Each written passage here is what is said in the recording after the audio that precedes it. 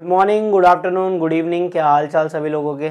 आशा करता हूँ आप लोगों के हाल चाल बहुत बढ़िया है।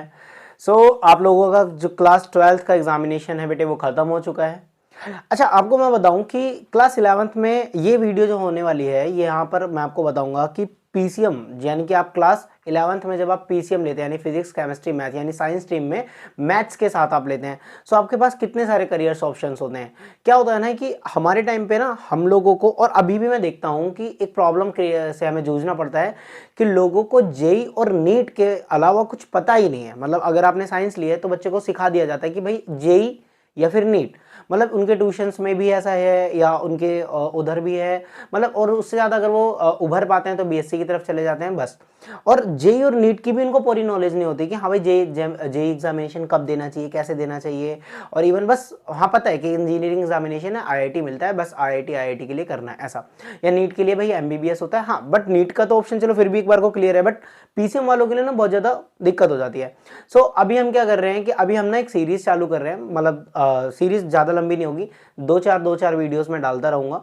आज क्या है, मैं बेसिकली मेन जो करियर ऑप्शंस हैं यानी पीसीएम स्टूडेंट्स के लिए, ऐसे मैं पीसीबी के लिए भी लेके आऊँगा और उसमें भी जिन पे मुझे डीप वीडियो बनानी पड़ेगी, मतलब डिटेल्ड वीडियो बनानी पड़ेगी कि हाँ भाई इस ऑप्शंस को आप इस तरह से अच्छे से समझो, तो उसके लिए भी मैं वीडियोस लाऊंगा। वो इस सीरीज में हम जोड़ देंगे, एक प्लेलिस्ट लगाएंगे अपने चैनल पे जहाँ पर मैं आपको करियर ऑप्शन से रिलेटेड भी बातें बताऊंगा। ठीक है। क्योंकि मैं देख रहा था ये प्रॉब्लम आ रही थी तो मुझे लगा कि मुझे ये सब भी आपसे डिस्कस करना चाहिए। सो दैट्स वाई ये वीडियो का पर्पस रहने वाला है और ये सीरीज का पर्पस रहने वाला है। सो मेक श्योर करता हूँ कि आप उन सभी बच्चों को और उन सभी दोस्तों को अपने आप इसे शेयर करना। ठीक है, लाइक करो या ना करो उससे फ़र्क नहीं पड़ता, लेकिन मैं चाहता हूँ कि हर बच्चे तक ये पता लगे कि हाँ भाई आपके पास ऑप्शंस क्या क्या है। ठीक है।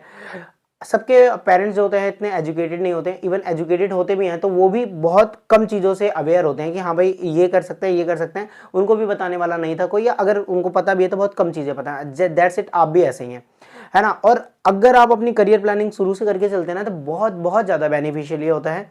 ठीक है। और इवन अगर आपको ऑप्शंस पता होते हैं और आपको पता था कि इस ऑप्शन में इस तरह से हम एंटर कर सकते हैं, इस तरह से हम एग्जिट कर सकते हैं और स्विच करने में किस तरह से दूसरे ऑप्शंस में हमारे लिए बेनिफिशियरी होगा, तो उसके लिए आपको ऑप्शंस की जानकारी होना जो बहुत जरूरी है। अभी हम क्या देखते हैं कि 12th क्लास आप पास कर लेते हो बट आपको पता ही नहीं है कि हाँ भाई करियर अपॉर्चुनिटीज के लिए मैं क्या कर सकता हूँ क्या नहीं कर सकता, कौन से कॉलेजेस बेस्ट हैं, कौन से एग्जामिनेशन देने चाहिए। और अगर पता है तो सिर्फ जेई और नीट नहीं, यहीं तक ना सीमित नहीं है चीज़ें। तो अब बेसिकली मैं ज़्यादा वीडियो को लंबा नहीं रखता। आज की वीडियो में डिटेल्ड वीडियो नहीं है, हर एक चीज़ पे मैं एकदम डिटेल्ड बातें नहीं करूँगा, बट यहाँ पर मैं आपको कुछ करियर ऑप्शंस के बारे में बताऊँगा बेटे। जैसे कि आपको अगर इंजीनियरिंग रिलेटेड बातें, इंजीनियरिंग के बारे में तो आपको बहुत अच्छे से पता है। ठीक है। तो आपको मैं बता दूं, अगर आप इंजीनियरिंग करते हैं, चाहे सिविल है, मैकेनिकल है, सीएस है यानी अपनी कंप्यूटर साइंस है, या केमिकल इंजीनियरिंग, या किसी भी टाइप की जो इंजीनियरिंग होती है यानी जिसमें आपको बीटेक करना है, तो बीटेक जो कोर्स होता है उसके लिए जो सबसे ज़्यादा फेमस एग्जामिनेशन या एंट्रेंस एग्जामिनेशन है वो जेई मेंस है और देन जेई एडवांस, जहाँ से आपको आईआईटी के लिए आपके दरवाजे खुलते हैं। ठीक है। और जेई मेन से भी आपको डीटीयू एनआईटी जैसी चीज़ें मिलती हैं। इस बातों से आप अवेयर हैं। ठीक है। उसके अलावा भी इंजीनियरिंग के लिए इन जेई मेंस के अलावा भी और भी एग्जामिनेशन हैं जो पर्टिकुलर एक छोटे छोटे राज्य यानी अपने खुद के राज्य कराते हैं। जैसे उत्तर प्रदेश के लिए यूपीटीओ, उत्तर प्रदेश टेक्निकल यूनिवर्सिटी होता है, बेंगलोर के लिए भी वो कराते हैं। ऐसे हर एक राज्य भी अपना अलग अलग इंजीनियरिंग एग्जामिनेशन कराता है। मतलब सिर्फ मैं ये आपको बताना चाहता हूँ कि जेई मेंस ही ऑप्शंस नहीं है। अगर आपका करियर इंजीनियरिंग में है और आपका जेई मेंस नहीं निकल रहा है या जेई मेंस आपको टफ पड़ रहा है, सो उसके अलावा भी और भी एंट्रेंस एग्जामिनेशन है या और भी तरीके हैं इंजीनियरिंग में जाने के लिए, जिस पे मैं एक डिटेल्ड वीडियो डालूंगा कि हाँ भाई इंजीनियरिंग के लिए ये होता है। और इवन मैं आपको जेई मेंस एग्जामिनेशन और जेई एडवांस एग्जामिनेशन के बीच का डिफरेंस और इवन सिलेबस वगैरह भी हम इसी सीरीज में जल्दी से जल्दी जोड़ेंगे। नॉर्मली बात करते हैं इंजीनियरिंग के लिए आप बीटेक करते हैं। ठीक है। और बात करते हैं उसके अलावा जो आपके पास बेटा पीसीएम के बाद जो चॉइसेस खुलती हैं वो बैचलर ऑफ साइंस यानी आप बीएससी कर सकते हैं। बीएससी के अलावा अगर आपका कंप्यूटर में इंटरेस्ट होता है तो आप बैचलर ऑफ कंप्यूटर एप्लीकेशंस कर सकते हैं, जिसको आप बीसीए कहते हैं। ठीक है।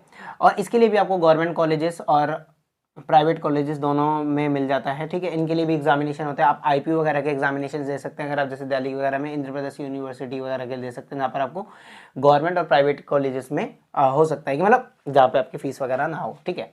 उसके अलावा आप बात कर सकते हैं कि बैचलर ऑफ एलिमेंट्री एजुकेशन, यानी अगर आपका टीचिंग लाइन से आप संपर्क रखना चाहते हैं, आगे आपका टीचिंग करियर बनाना चाहते हैं, तो आप बैचलर ऑफ एलिमेंट्री एजुकेशन कर सकते हैं। इसके अलावा आप डिप्लोमा कोर्स करना चाहते हैं, डीएलएड कर सकते हैं, इवन आप बीएड वगैरह वाला सिस्टम कर सकते हैं। मतलब टीचिंग के करियर ऑप्शंस आपके पास कई हो जाते हैं, उसमें से ये भी एक बीएलएड है ना, इसको भी आप ये अगर आप कर सकते हैं, टीजीटी अगर आप करना चाहते हैं, ठीक है। उसके अलावा आप बैचलर ऑफ फार्मेसी यानी बी फार्मा, डी फार्मा जैसे कर सकते हैं। अगर आप मतलब आप मेडिकल लाइन में अगर आप इंटरेस्टेड हैं, यानी आप दुकान वगैरह करने में, या आप एमआर बनना चाहते हैं, आपको जैसे कि आपने देखा ना आपके यहाँ पे जो मेडिसिन की दुकानें होती हैं, जिसको आप केमिस्ट की दुकान शॉप्स बोलते हो ओवरऑल, सो वो हर कोई नहीं खोल सकता, ठीक है। उसके लिए आपको एक डिप्लोमा या फिर एक डिग्री चाहिए होती है, जो आपको बी फार्मा यानी फार्मेसी करने के बाद मिलती है।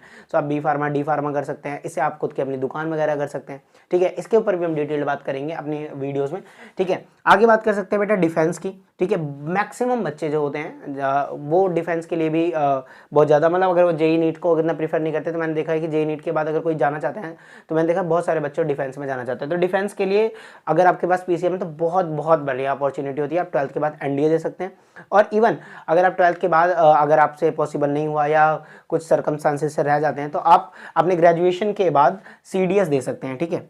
ये आपके डिफेंस के ऑप्शंस खुलता है, इवन आर्मी में, नेवी में, एयरफोर्स में, कई तरह से, ठीक है। आप एनडीए या सीडीएस से जा सकते हैं। इस पर भी हम कभी डिटेल बात करेंगे अपनी आने वाली नई वीडियोस में, ठीक है। उसके अलावा बेटा आप एलएलबी कर सकते हैं, है ना, बैचलर ऑफ लेजिस्लेटिव लॉ। उसके अलावा आप बैचलर ऑफ बिजनेस एडमिनिस्ट्रेशन यानी बीबीए कर सकते हैं। बीबीए के अलावा आप बीएमएस कर सकते हैं, मैनेजमेंट एडमिनिस्ट्रेशन कर सकते हैं, यानी, ठीक है। आप कर सकते हैं कमर्शियल पायलट ट्रेनिंग। ये बहुत मतलब ये बहुत हैवी कोर्स होता है, कहने का मतलब हैवी कोर्स का मतलब यहाँ पर बहुत ज़्यादा पैसा लगता है, ये बहुत पैसे वाला कोर्स है, ठीक है। बहुत ज़्यादा पैसे वाला कोर्स है, ठीक है। ये हर किसी के लिए नहीं होता, यानी अगर आपके पास पैसा है, करीबन 50 से 60 लाख रुपए लगता है कि अगर आप कमर्शियल पायलट ट्रेनिंग करते हैं, तो करीबन 50 से 60, ज़्यादा भी लग सकता है, कम नहीं लगता इससे, ठीक है। उसके भी कई कारण है, कभी हम डिस्कस करेंगे अपने आने वाली वीडियोस में, बट मैं आपको बता रहा हूँ। हाँ, लेकिन इसका जब पैकेज लगता है ना, तो मिनिमम जो सबसे पहले पैकेज लगता है वो 1 से 1.5-2 लाख रुपए सैलरी होती है, और इवन जैसे ही थोड़ा सा आप ट्रेंड हो जाते हैं, यानी आने वाले कुछ मंथ्स में आप 5 से 6 लाख पर मंथ कमाते हैं, ठीक है। सो ये बहुत अच्छा कोर्स है ये भी, ठीक है, अगर आप पायलट बनना चाहते हैं। उसके अलावा बेटा अगर आपका होटल मैनेजमेंट में अगर आपका इंटरेस्ट है, तो bachelor of hotel management, bachelor of architecture, यानी आपको अगर घर वगैरह बनाने में, आपको पता है आर्किटेक्चर की भी नौकरी बहुत ज़्यादा मार्केट में ट्रेंडेबल है, क्योंकि आपको देखते हो जितनी भी बिल्डिंग्स बनाई जाती है, जितनी भी चीज़ें बनाई जाती हैं, इवन शहर तक जो डिज़ाइन होते हैं वो आर्किटेक्चर कराते हैं। और अगर आपका नाम हो जाता है इस लाइन में, ठीक है, और आपको पता है आर्किटेक्चर वगैरह जो है आईआईटीज़ और एनआईटीज़ वगैरह भी देते हैं, मतलब ये डिग्री आईआईटीज़ और एनआईटीज़ भी प्रोवाइड कराते हैं। उसके अलावा मर्चेंट नेवी कर सकते हो, ठीक है। जिन बच्चों का सपना डिफेंस में यहाँ नहीं पूरा होता, मर्चेंट नेवी प्राइवेट नेवी होती है, ठीक है, आप वहाँ से कर सकते हो। इस पर भी हम कभी बात करेंगे, नॉर्मली बात कर सकते हैं आप। उसके अलावा जो बच्चे जिनका इंजीनियरिंग का सपना यहाँ नहीं पूरा होता, ठीक है, इंजीनियरिंग के कई तरीके हैं, कई तरह से, जैसे आप पॉलिटेक्निक वगैरह भी कर लेते हो, ये तो आपको पता ही है, जरूरी नहीं आप पीसीएम वाले ही कर सकते हैं।